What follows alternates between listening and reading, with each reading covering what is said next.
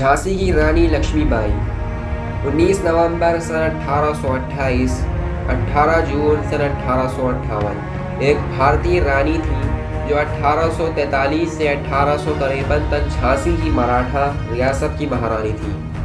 महाराजा गंगाधर राव की पत्नी वो 1857 के प्रथम भारतीय स्वतंत्रता संग्राम की प्रमुख हस्तियों में से एक थी और भारतीय राष्ट्रवादियों के लिए ब्रिटिश राज के प्रतिरोध का प्रतीक बन गई। दोस्तों, फैक्ट नॉलेज वर्ल्ड की वीडियो में एक बार फिर आपका स्वागत है। रानी लक्ष्मीबाई का जन्म 19 नवंबर सन 1828 को हुआ था।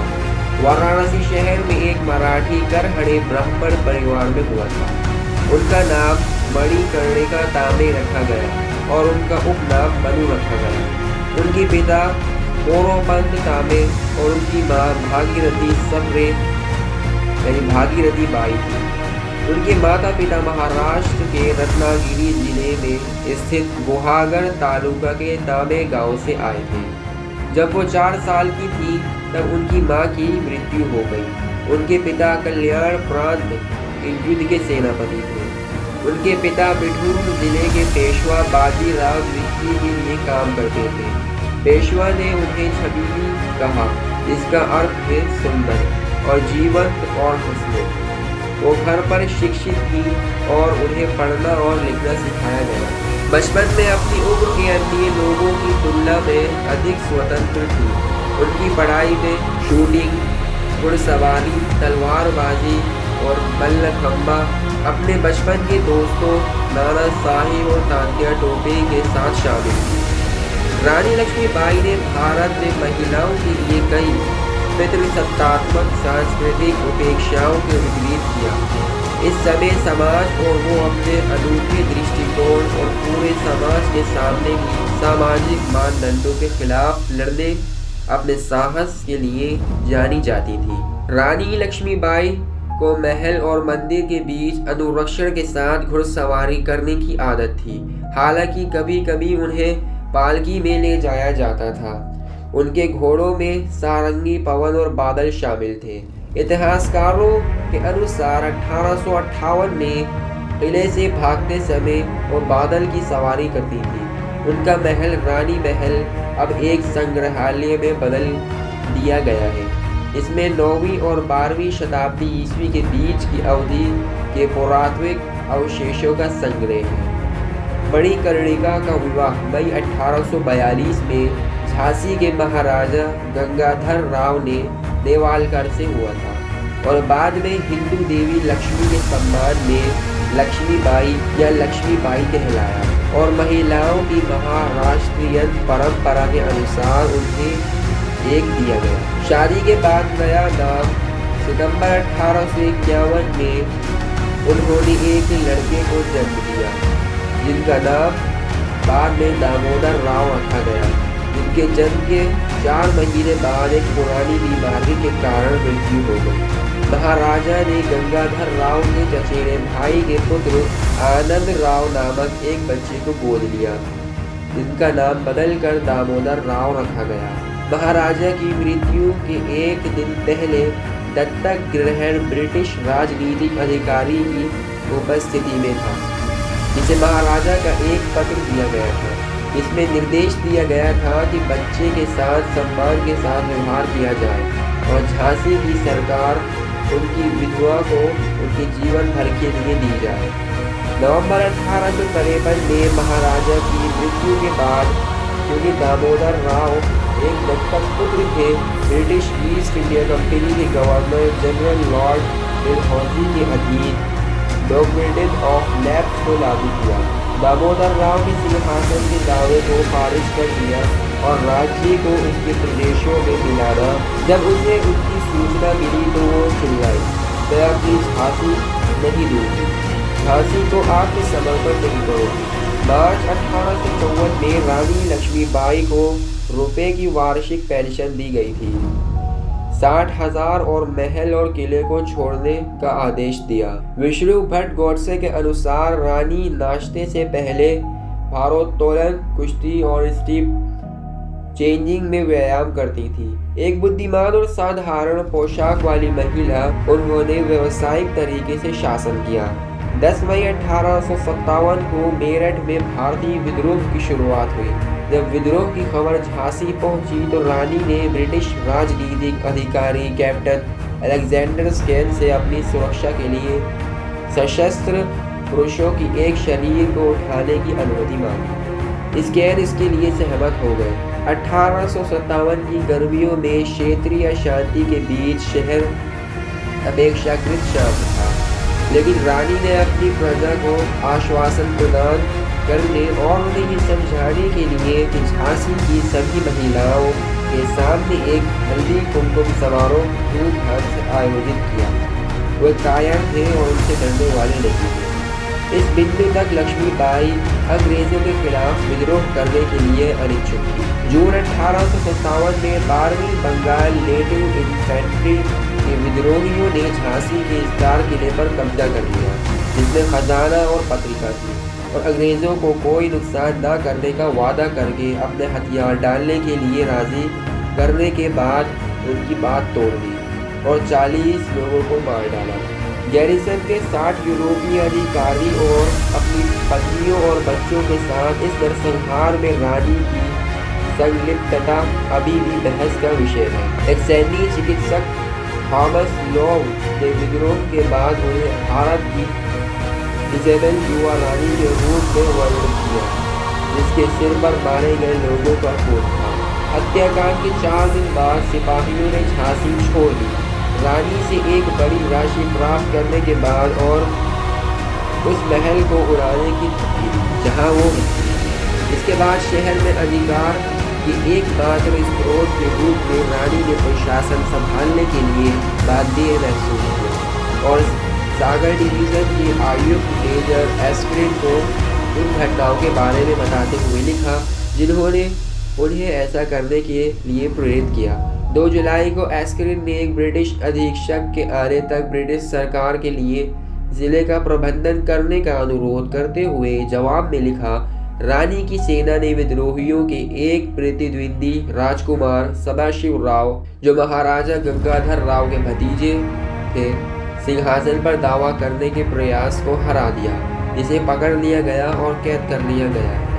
तब कंपनी के सहयोगी ओरछा और दतिया की सेनाओं द्वारा झांसी पर हमला किया गया था। हालांकि उनका इरादा झांसी को आपस में बांटना था। रानी ने सहायता के लिए अंग्रेजों से अपील की, लेकिन अब गवर्नर जनरल ने ये माना कि वो नरसंहार के लिए जिम्मेदार थी और कोई जवाब नहीं मिला। उन्होंने किले की दीवारों पर इस्तेमाल के लिए तोप ढोने के लिए एक फाउंड्री की स्थापना की और झांसी के पूर्व सामंतों और विद्रोहियों के तत्वों सहित बलों को इकट्ठा किया, जो अगस्त 1857 में हमलावरों को हराने में सक्षम थे। इस समय उनका इरादा अभी भी था अंग्रेजों की ओर से झांसी पर कब्जा करने के लिए। अगस्त 1857 में जनवरी 1858 तक रानी के शासन में झांसी में शांति थी। अंग्रेजों ने घोषणा की थी कि नियंत्रण बनाए रखने के लिए वहां सैनिकों को भेजा जाएगा, लेकिन इस तथ्य ने उनके सलाहकारों की एक पार्टी की स्थिति को मजबूत किया, जो ब्रिटिश शासन से स्वतंत्रता चाहते थे। जब ब्रिटिश सेना अंततः मार्च में पहुंची तो उन्होंने इसे अच्छी तरह से संरक्षित पाया और किले के पास भारी बंदूकें तीनों शहर और आसपास के ग्रामीण इलाकों में आग लगा सकती थी। एक स्रोत के अनुसार न्यूपोर्ट ने ब्रिटिश सेना की कमान संभालते हुए शहर के आत्मसमर्पण की मांग की। अगर इसे स्वीकार कर दिया गया तो इसे नष्ट कर दिया जाएगा। वही स्रोत का दावा है कि उचित विचार विमर्श के बाद रानी ने एक घोषणा जारी की, हम स्वतंत्रता के लिए लड़ते हैं। भगवान कृष्ण के शब्दों में, यदि हम विजय होते हैं तो हम जीत के फल का आनंद लेंगे, यदि हम हार गए और मैदान पर मारे गए, युद्ध के लिए हम निश्चित रूप से अनंत महिमा और मोक्ष अर्जित करेंगे। अन्य स्रोतों उदाहरण के लिए समर्पण की मांग का कोई उल्लेख नहीं है। जब 23 मार्च 1858 को सर ह्यू रोज ने झांसी को घेर लिया तो उसने ब्रिटिश सैनिकों के खिलाफ झांसी का बचाव किया। झांसी की बमबारी 24 मार्च को शुरू हुई, लेकिन भारी वापसी की आग से मिली और क्षतिग्रस्त रक्षा की मरम्मत की गई। रक्षकों ने तात्या टोपे को मदद के लिए अपील भेजी। तात्या टोपे के नेतृत्व में 20,000 से अधिक की एक सेना झांसी को राहत देने के लिए भेजी गई थी, लेकिन वो ऐसा करने में नाकाम रहे। जब उन्होंने 31 मार्च को अंग्रेजों से लड़ाई लड़ी, तात्या टोपे की सेना के साथ लड़ाई के दौरान ब्रिटिश सेना के हिस्से ने घेराबंदी जारी रखी और 2 अप्रैल तक दीवारों में सेंध लगाकर हमला करने का फैसला लिया गया। 4 स्तंभों को विभिन्न बिंदुओं पर बचाव पर हमला किया और दीवारों को मापने का प्रयास करने वालों पर भारी गोलाबारी की। 2 अन्य स्तंभ पहले ही शहर में प्रवेश कर चुके थे और एक साथ महल के पास आ रहे थे।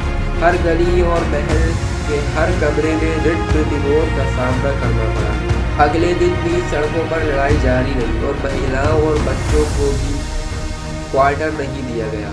थॉमस लॉब ने लिखा, शहर के पतन के चिन्हित करने के लिए कोई मॉडलिन चमादान नहीं था। रानी महल से किले में वापस चली गई और सलाह लेने के बाद फैसला किया कि क्योंकि शहर में प्रतिरोध बेकार है, इसलिए उन्हें तात्या टोपे या राव साहिब नाना साहिब के भतीजे में शामिल होना चाहिए। परंपरा के अनुसार दामोदर राव ने अपनी पीठ पर सवार होकर किले से अपने घोड़े बादल पर छलांग लगा दी। वे बच गए, लेकिन घोड़ा मर गया। रात में रानी अपने बेटे को लेकर भाग गई, जिसे गार्ड ने घेर लिया था। एस्कॉर्ट में योद्धा खुदा बख्श बशारत अली, कमांडर गुलाम गौस खान, दोस्त खान, लाला भाऊ बख्शी, मोती बाई, सुंदर मुंदर, काशी बाई, दीवान रघुनाथ सिंह और दीवान जवाहर सिंह शामिल थे। कुछ गार्डों के साथ जहां वो तात्या टोपे सहित आधे से विद्रोही बलों में शामिल हो गए। उन्होंने कालपी शहर पर कब्जा कर लिया और इसकी रक्षा के लिए तैयार हो गए। 22 मई को ब्रिटिश सेना ने कालपी पर हमला किया। सेना की कमान खुद रानी ने संभाली और फिर से हार गई।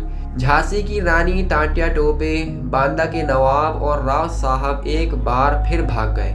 वे ग्वालियर और भारतीय सेना में शामिल हो गए, जिन्होंने अब शहर पर कब्जा कर लिया था। महाराजा सिंधिया मोर्रार के युद्ध के मैदान से आगरा भाग गए थे। वे सामरिक ग्वालियर किले पर कब्जा करने के इरादे से ग्वालियर चले गए और विद्रोही बलों ने बिना विरोध के शहर पर कब्जा कर लिया। विद्रोहियों ने नाना साहिब को ग्वालियर में अपने गवर्नर सूबेदार के रूप में राव साहिब के साथ पुनर्जीवित मराठा प्रभुत्व के पेशवा के रूप में घोषित किया। रानी अन्य विद्रोही नेताओं को एक ब्रिटिश हमले के खिलाफ ग्वालियर की रक्षा के लिए तैयार करने के लिए राजी करने की कोशिश करने में नाकाम रही, जिसकी उन्हें उम्मीद थी कि वो जल्द ही आएगा। जनरल रोज की सेना ने 16 जून को मोरार पर कब्जा कर लिया और फिर शहर पर एक सफल हमला किया। 17 जून को ग्वालियर के फूलबाग के पास कोटा की सराय में 8वें किंग रॉयल आयरिश हुसर्स के एक स्क्वाड्रन कैप्टन हैरिस के तहत रानी लक्ष्मीबाई की कमान वाली बड़ी भारतीय सेना से लड़े, जो क्षेत्र छोड़ने की कोशिश कर रही थी। 8वें हुसर्स ने भारतीय सेना में शामिल होकर 5,000 भारतीय सैनिकों की हत्या कर दी, जिसमें कोई भी भारतीय 16 वर्ष से अधिक उम्र का शामिल था। उन्होंने 2 बंदूकें ली और फूलबाग देने के माध्यम से चार्ज जारी रखा। इस सगाई में एक प्रत्यक्षदर्शी खाते के अनुसार रानी लक्ष्मीबाई ने एक सोवर की वर्दी पहनी और एक हुसार पर हमला किया। वो घोड़े पर सवार थी और घायल भी थी। शायद उनकी कृपाण से कुछ ही समय बाद जैसे ही वो सड़क के किनारे फूल से लथपथ बैठी, उन्होंने सिपाही को पहचान लिया और उस पर पिस्तौल से गोली चलाई, जिसके बाद उसने युवती को अपनी कार्बाइन के साथ फेंक दिया।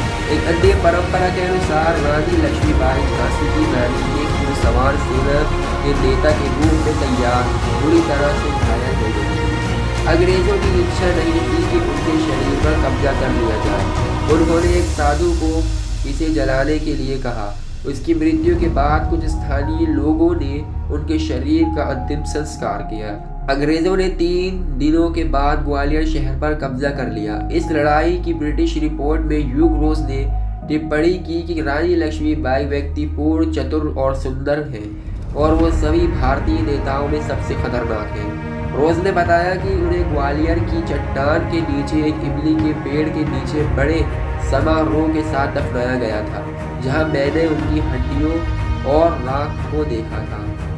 उनका मकबरा ग्वालियर के फूलबाग इलाके में है। नीचे दिखाया गया है। उनकी मृत्यु के 20 साल बाद कर्नल मैलेसन ने भारतीय विद्रोह के इतिहास में लिखा, अंग्रेजों की नज़र में उनकी जो भी गलती रही हो, उनके देशवासियों को ये हमेशा याद रहेगा। उनके साथ बदसलूकी की गई थी और वे अपने देश के लिए जी और मरी। हम भारत के लिए उनके योगदान को नहीं भूल सकते। दामोदर राव के कथित एक संस्मरण के अनुसार ग्वालियर की लड़ाई में युवा राजकुमार अपनी मां की सेना और परिवार के बीच थे। अन्य लोगों के साथ जो युद्ध में बच गए, 16 ऊंट और 22 घोड़ों के साथ लगभग 60 अनुचर तो बिठूर के गांव साहिब की शिविर से भाग गए और बुंदेलखंड के कुछ गांवों के लोगों ने अंग्रेजों से प्रतिशोध के डर से उनकी सहायता करने की हिम्मत नहीं की। वे थे जंगल में रहने और कई कष्ट सहने के लिए मजबूर। 2 वर्षों के बाद लगभग 12 बचे हुए थे और ये 24 के एक अन्य समूह के साथ जिनका उन्होंने सामना किया। झालरापाटन शहर की तलाश की, जहां झांसी से और भी अधिक शरणार्थी थे। झांसी के दामोदर राव ने खुद को एक ब्रिटिश अधिकारी के सामने आत्मसमर्पण कर दिया और उनका संस्मरण मई 1860 में समाप्त हो गया। तब उन्हें रुपये की पेंशन की अनुमति दी गई। 10,000 7 अनुचर और मुंशी धर्मनारायण की संरक्षकता देगी। पूरा संस्मरण मराठी में खेलकर YN 1959 इतिहास साक्ष्य वॉयेजिंग हिस्ट्री में प्रकाशित हुआ था। ये संभावना है कि ये पाठ मौखिक प्रचलन में राजकुमार के जीवन की कहानियों पर आधारित है। एक लिखित संस्करण में है, वास्तव में उनके साथ जो हुआ वो अज्ञात है। भारत के कई जगहों पर लक्ष्मीबाई की मूर्तियां देखी जाती हैं, जो उन्हें और उनके बेटे को उनकी पीठ से बंधा हुआ दिखाती है। ग्वालियर में Laxmibai national university of physical education, Thiruvananthapuram में Laxmibai national college of physical education, Jhansi में महारानी लक्ष्मीबाई मेडिकल कॉलेज का नाम उनके नाम पर रखा गया है। झांसी में रानी लक्ष्मीबाई केंद्रीय कृषि विश्वविद्यालय की स्थापना 2013 में हुई थी। रानी झांसी समुद्री राष्ट्रीय उद्यान बंगाल की खाड़ी में अंडमान और निकोबार द्वीप समूह में स्थित है। भारतीय राष्ट्रीय सेना की एक महिला इकाई का नाम झांसी रेजिमेंट की रानी था। 1957 में विद्रोह की शताब्दी के उपलक्ष्य में 2 डाक टिकट जारी किए गए थे। उपन्यासों, कविताओं और फिल्मों में भारतीय प्रतिनिधित्व रानी लक्ष्मीबाई को भारतीय स्वतंत्रता के लिए पूरी तरह समर्पित व्यक्ति के रूप में एक सरल वीरता की ओर ले जाते हैं। दोस्तों, इसी में की नॉलेजेबल वीडियोस देखने के लिए हमारे चैनल फैक्ट नॉलेज वर्ल्ड को सब्सक्राइब करें, ताकि हमारे न्यू वीडियोस की नोटिफिकेशन आपको टाइम पर मिल सके। दोस्तों, मिलते हैं एक और नई वीडियो में, तब तक के लिए बाय।